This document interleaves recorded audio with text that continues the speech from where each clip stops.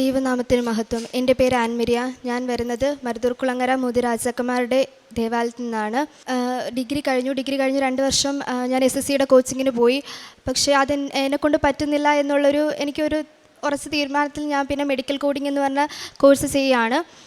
അത് 3 മാസം കഴിഞ്ഞു. അതിൻ്റെ കോഴ്സ് കഴിഞ്ഞു. അത് കഴിഞ്ഞ് അതിൻ്റെ എക്സാമുണ്ട്. എക്സാം എന്ന് പറഞ്ഞു കഴിഞ്ഞാൽ 60,000 രൂപ കൊടുത്തൊരു ഹ്യൂജ് എമൗണ്ട് കൊടുത്ത് നമ്മൾ എഴുതേണ്ട എക്സാമാണ്. അപ്പോൾ ആ എക്സാം ഫീ അടച്ചത് ഒക്ടോബറിലാണ്. അന്ന് തൊട്ട് എനിക്ക് ഭയങ്കര ടെൻഷനായിരുന്നു. എനിക്ക് എന്നെപ്പോലും എനിക്ക് കൺട്രോൾ ചെയ്യാൻ പറ്റുന്നില്ല. ഭയങ്കര ടെൻഷൻ മൂലം എനിക്ക് ഒന്നും ചെയ്യാൻ പറ്റാത്ത അവസ്ഥയിലായിരുന്നു. അങ്ങനെ ഞാൻ കഴിക്കുന്നില്ല, എനിക്ക് ഭയങ്കരമായിട്ട് വണ്ണം കുറയുന്നു, അങ്ങനെ ഭയങ്കര ഓരോ പ്രശ്നങ്ങളായിരുന്നു.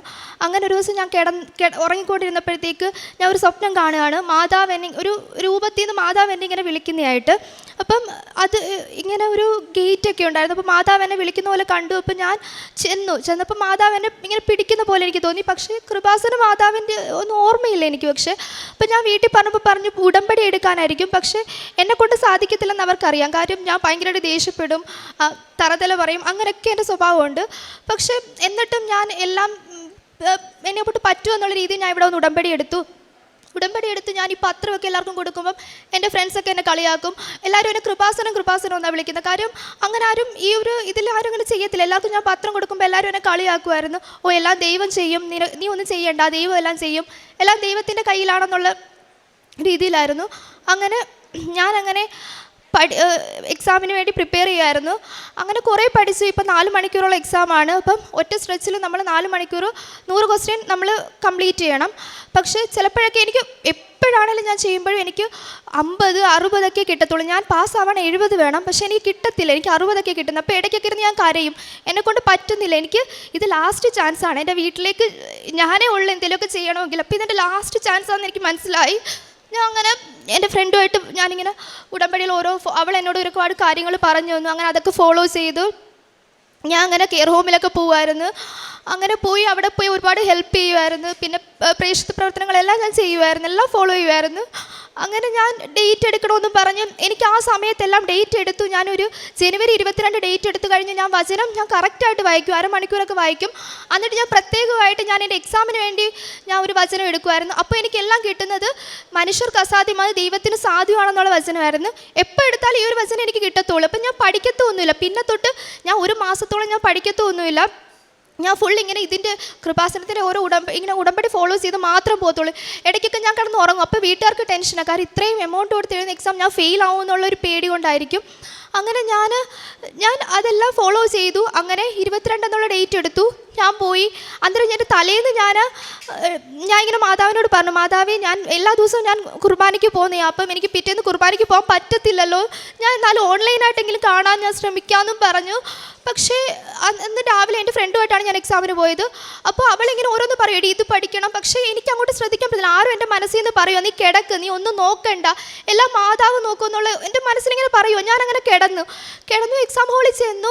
അവിടെ ചെന്നപ്പം എക്സാം തുടങ്ങാൻ പോവുക. അന്നേരം ക്വസ്റ്റ്യൻ വന്നു. എന്നിട്ട് അതാണ് ക്വസ്റ്റ്യൻ എന്ന് എനിക്ക് മനസ്സിലാവുന്നില്ല. അത്രയ്ക്കും ബോധമില്ലാതെ ഞാനിരിക്കുമോ. ഞാൻ ഒരു എക്സാമിന് പോകുന്നതിൻ്റെ ഒരു ഇതില്ലാതെ ഇരിക്കുമായിരുന്നു. അങ്ങനെ ഫസ്റ്റ് സാറ് വന്നതിൻ്റെ തട്ടിയിട്ട് പറഞ്ഞു, എന്താ ചെയ്യുന്നില്ലയോ എന്ന് ചോദിച്ചു. അങ്ങനെ സാറ് പറഞ്ഞു ഇങ്ങനെ ഓരോന്ന് എടുക്കണമെന്ന്. അങ്ങനെ ഞാൻ 4 മണിക്കൂറിൻ്റെ എക്സാമാണ്. പക്ഷെ ഞാൻ 1.25 മണിക്കൂർ കൊണ്ട് ഞാനത് കംപ്ലീറ്റ് ചെയ്തു. എങ്ങനെയാണെന്ന് എനിക്കറിയത്തില്ല. സത്യമായിട്ടും എന്താണ് ഞാൻ അവിടെ എന്നിലൂടെ മാതാവാണത് പ്രവർത്തിച്ചതെന്ന് എനിക്ക് 100% ഉറപ്പുണ്ട്. കാര്യം ഒരാൾക്കും ഇത് പോസിബിൾ അല്ലാത്തൊരു കാര്യമാണ് 1.25 മണിക്കൂറോടെ ആ എക്സാം കംപ്ലീറ്റ് ചെയ്യുമെന്ന് പറഞ്ഞു കഴിഞ്ഞാൽ. ഞാൻ എന്നിട്ട് 1.25 മണിക്കൂർ കഴിഞ്ഞിട്ട് ഞാനിങ്ങനെ എല്ലാവരെയും നോക്കുമ്പോൾ എല്ലാവരും ചെയ്യുന്നതേ ഉള്ളൂ. അപ്പോൾ എനിക്കങ്ങ് ഭയങ്കര കരച്ചിൽ വരുന്നു. എല്ലാവരും ചെയ്യുന്നേ ഉള്ളൂ മാതാവേ, ഞാൻ ഒന്നും ചെയ്യുന്നില്ലാത്ത പോലെ തോന്നി. പക്ഷെ ഞാൻ 100 ക്വസ്റ്റ്യൻ കംപ്ലീറ്റ് ചെയ്തു. എന്നിട്ട് ഞാൻ അവിടെ ഇരുന്ന് കൊന്ത ചൊല്ലി, രണ്ട് കൊന്ത ചൊല്ലി കഴിഞ്ഞ് ഞാൻ പിന്നെ പ്രത്യക്ഷീകരണ പ്രാർത്ഥന പഠിച്ച്. അന്നേരം സമയം നോക്കുക, സമയം പോകുന്നില്ല. എനിക്കാണെങ്കിൽ അങ്ങ് ഭയങ്കര ടെൻഷൻ. കാര്യം എല്ലാവരും ഇങ്ങനെ എഴുതുന്നു, ഞാൻ മാത്രം ഇങ്ങനെ ഒന്നും ചെയ്യാൻ. ഇടയ്ക്ക് സാറ് വരുമ്പോൾ ഞാൻ ചുമ്മാ ഇങ്ങനെ ബുക്ക് ഇങ്ങനെ തുറന്ന് കാണിക്കുക, കോഡ് എടുക്കുന്ന പോലെ. എന്നിട്ടും സാറിങ്ങനെ വരുമ്പോഴും കോഡ് എടുക്കും. എനിക്കങ്ങ് വയ്യ, എനിക്ക് നടുവേദനയൊക്കെ വരുന്നുണ്ട്, തലയിൽ നോക്കാൻ പറ്റുന്നില്ല. അപ്പോൾ എൻ്റെ ഉള്ളിൽ നിന്ന് പറയുക, നീ കുഴപ്പമില്ല, നിന്നെ പാസ്സാക്കും, മാതാവ് പാസ്സാക്കും എന്നിങ്ങനെ പറഞ്ഞുകൊണ്ടിരിക്കുക. അങ്ങനെ ഞാൻ ഇറങ്ങി, എക്സാം ഹാളിൽ നിന്ന് ഇറങ്ങി. എന്നിട്ട് പപ്പ എന്നോട് ചോദിച്ച്, പ്രതീക്ഷയ്ക്ക് വകയുണ്ടോ എന്ന് ചോദിച്ചു. അപ്പോൾ ഞാൻ പറഞ്ഞു, എൻ്റെ കഴിവിലൊന്നും കിട്ടത്തില്ലെന്ന് ഞാൻ ഉറച്ച് വിശ്വസിച്ചു. ഞാൻ പറഞ്ഞു, മാതാവിൻ്റെ കയ്യിൽ ഞാൻ കൊടുത്തേക്കുക, എന്തുവാന്ന് വെച്ചാൽ തീരുമാനിച്ചോ എന്ന് പറഞ്ഞു. എന്നിട്ട് ഞാനങ്ങനെ ഇവിടെ വന്നു. ഞാൻ അങ്ങനെ കൃപാസനത്തിൽ വന്നു. എക്സാമിൻ്റെ അന്ന് തന്നെ ഞാൻ കൃപാസനത്തിൽ വന്ന് ഞാനിങ്ങനെ പപ്പയുടെ കാല് കുത്തിയ സമയത്ത് ഇവിടെ മണി അടിക്കുന്നു, കുർബാനയ്ക്കുള്ള മണി അടിക്കുന്നു. അപ്പോൾ എൻ്റെ കണ്ണിൽ നിന്ന് ഭയങ്കര, അത്രയും നേരവും എനിക്ക് ഭയങ്കര വിഷമമായിരുന്നു. എല്ലാവരും വിളിച്ചിട്ട് ചോദിക്കും നീ എന്താ റീചെക്ക് ചെയ്യാനേ, പിന്നെ നോക്കാനേ എന്താണെന്നൊക്കെ ചോദിക്കുമ്പോൾ ഞാൻ വിചാരിക്കും ദൈവമേ ഞാൻ ചെയ്തെല്ലാം തെറ്റാണോ എന്നുള്ളൊരു മാനസികാവസ്ഥയിലായിരുന്നു. ഞാൻ ഇവിടെ വന്ന് കയറിയപ്പോൾ മണി അടിച്ചപ്പോൾ എനിക്ക് മനസ്സിലായി എനിക്ക് മാതാവ് വഴി ഒരുക്കി തരുന്നുണ്ടെന്ന് എനിക്ക് മനസ്സിലായി. ഞാൻ അങ്ങനെ ഇവിടെ വന്നു, കുർബാന കണ്ടു. ഞാൻ കുർബാന എടുത്ത് ഇന്നേ വരെ ഞാൻ കണ്ടതിൽ വെച്ച് ഞാൻ മനസ്സലിഞ്ഞ ഉള്ളൊരു ദിവ്യബലിയും ആ കുർബാന സ്വീകരണമായിരുന്നു വേണേൽ പറയാം. അച്ഛൻ ഇങ്ങനെ നാവിൽ കുർബാന വെച്ചപ്പോൾ എൻ്റെ കണ്ണീന്ന് എനിക്കറിയത്തില്ല, സന്തോഷത്തിൻ്റെ കണ്ണീരായി ഒഴുകിക്കൊണ്ടിരുന്നത്. അങ്ങനെ ഞാൻ ഇവിടെ വന്നു, അങ്ങനെ കുർബാന എടുത്ത് ഞാൻ തിരിച്ചു പോയി. അപ്പോൾ എനിക്കൊരു ഹോപ്പ് ഉണ്ടായിരുന്നു, എൻ്റെ മാതാവ് എനിക്ക് ഉറപ്പായി ആരെന്ത് നെഗറ്റീവ് പറഞ്ഞാലും എനിക്ക് കിട്ടുമെന്നുള്ളൊരു ഹോപ്പ് ഉണ്ടായിരുന്നു. അങ്ങനെ ഞാൻ വീട്ടിൽ ചെന്നു. രാവിലെ ആയപ്പോഴത്തേക്ക് റിസൾട്ട് 4 മണിയൊക്കെ ആയപ്പോഴത്തേക്ക് റിസൾട്ട് വന്നു. അപ്പം പപ്പ പറഞ്ഞ് നോക്കാൻ പറഞ്ഞപ്പോൾ ഞാൻ പറഞ്ഞില്ല, പ്രത്യക്ഷീകരണ പ്രാർത്ഥന പഠിച്ചിട്ടേ ഞാൻ നോക്കുന്നുള്ളൂ. അങ്ങനെ ഞാൻ പ്രാർത്ഥന പഠിച്ചു കഴിഞ്ഞ് ഞാൻ നോക്കിയപ്പം എനിക്ക് പാസ് എന്ന് പറഞ്ഞ് കാണിച്ചു. എനിക്കങ്ങ് ഭയങ്കര ഇതായിപ്പോയി. കാര്യം പപ്പ അന്നേരം പറഞ്ഞു പാസ്സാവുമെന്ന് ഉറപ്പുണ്ട്, കാര്യം മാതാവിൻ്റെ കൂടെ അല്ലേ പോയതെന്നുള്ള വിശ്വാസത്തിൽ. അപ്പം ഞാൻ അന്നേരം പ്രാർത്ഥിച്ചതാ, മാതാവേ നീ ആയിരിക്കണം എൻ്റെ മാർക്ക് നോക്കുന്നത്, വേറെ ആരും നോക്കരുത്, കാര്യം എനിക്ക് ഒരുപാട് കുറവുകളുണ്ട്, അതെല്ലാം നീ നീക്കി എനിക്ക് പാസ്സാക്കി തരണമെന്ന് പറഞ്ഞു. അങ്ങനെ നോക്കിയപ്പോൾ ഞാൻ പ്രാർത്ഥിച്ചത് 70% തന്നെയാണ്. എനിക്ക് അത് തന്നെ തന്നു മാതാവ് എന്നെ അനുഗ്രഹിച്ചു. അങ്ങനെ എനിക്ക് ഒരുപാട് എൻ്റെ ആത്മീയ ജീവിതത്തിലാണെങ്കിൽ എനിക്ക് ഒരുപാട് വളരാൻ പറ്റും. ഞാൻ എന്തും ഡെയിലി മാസിന് പോവാത്ത ദിവസങ്ങൾ നമുക്ക് ഭയങ്കര എന്തോ ഒരു വിഷമമാണ്. അങ്ങനെ എനിക്ക് ഇത്രയും ഞാൻ പ്രതീക്ഷിച്ചതിലും കൂടുതലാണ് എനിക്ക് അനുഗ്രഹം തന്നത്. അതിന് ഒരുപാട് നന്ദി ഞാൻ പറയുന്നു. ഞാൻ വചനം അരമണിക്കൂർ ഞാൻ വായിക്കും. പിന്നെ സാക്ഷ്യങ്ങൾ ഞാൻ സ്ഥിരം എല്ലാ ദിവസവും ഞാൻ സാക്ഷ്യങ്ങൾ കേൾക്കുമായിരുന്നു. ഡെയിലി മാസിന് പോവും. കാരുണ്യ പ്രവർത്തനമായിട്ട് ഞാൻ ചെയ്യുന്നത് എന്നെക്കൊണ്ട് പറ്റുന്ന എല്ലാ രീതിയിലും ഞാൻ ചെയ്യുന്നുണ്ട്. അങ്ങനെ ഒരുപാട് അങ്ങനെ ചെയ്യാനൊന്നും എനിക്കില്ല. എന്നാലും എൻ്റെ കയ്യിലുള്ളത് ഒരാൾക്ക് കൊടുക്കണമെന്നുള്ളൊരിതുണ്ട്. പിന്നെ ഞാൻ ഓൾഡ് ഏജ് ഹോം വിസിറ്റ് ചെയ്യുമായിരുന്നു. അങ്ങനെയൊക്കെ ഞാൻ ഒരുപാട് ചെയ്യുന്നുണ്ട്. യെശയ്യാ 52:12 നിങ്ങൾ തിടുക്കം കൂട്ടേണ്ട, വേഗം ഓടുകയും വേണ്ട, കർത്താവ് നിങ്ങളുടെ മുൻപിൽ നടക്കും, ഇസ്രായേലിൻ്റെ ദൈവമായിരിക്കും നിങ്ങളുടെ പിൻകാവൽക്കാരൻ.